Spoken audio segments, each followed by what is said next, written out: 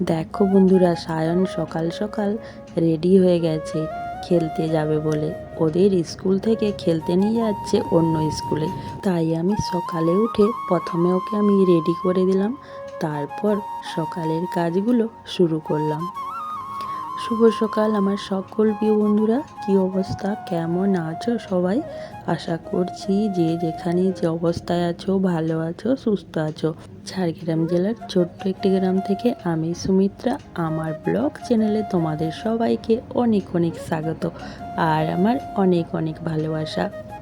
আমি তোমাদের কাছে অনুরোধ করছি বন্ধুরা, তোমরা প্লিজ স্কিপ না করে পুরো ভিডিওটা দেখে যাও।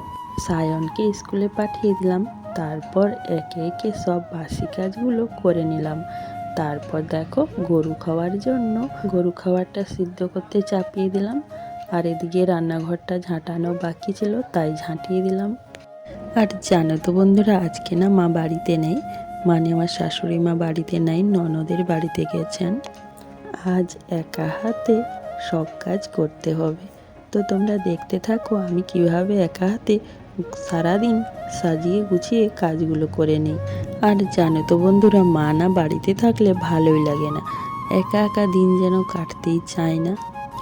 আজ আবার সায়নও বাড়িতে নেই, মানে একাই আছি। আর এদিকে দেখো স্নান করে নিয়েছি, তারপর মুড়ি মাখাতে বসেছি। প্রথমে মুড়ি খেয়ে নেব, তারপর রান্না করব। আজ অনেকটাই বেলা হয়ে গেছে, প্রায় 11টা বেজে গেছে।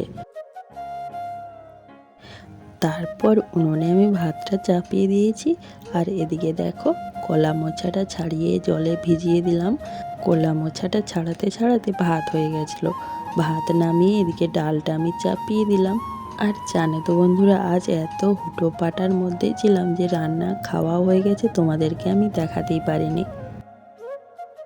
আর এদিকে দেখো সায়ন চলে এসেছে, ওর জন্য দুধটা আমি প্রথমে গরম করে নেব।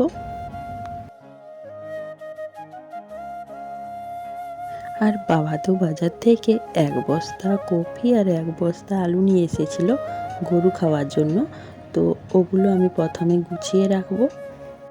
আর হ্যাঁ বন্ধুরা, তোমরা যারা এতক্ষণ ধরে আমার এই ভিডিওটি দেখছো, তোমাদেরকে অসংখ্য অসংখ্য ধন্যবাদ গো।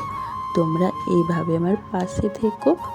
আর যদি নতুন বন্ধু এসে থাকো তাহলে আমার চ্যানেলটা সাবস্ক্রাইব করে দাও, আমাকে বন্ধু করে আমার পাশে থেকো। আজকের ভিডিওটা এই পর্যন্তই, দেখা হচ্ছে অন্য আরেকটা ভিডিওতে। সবাই সুস্থ থেকো।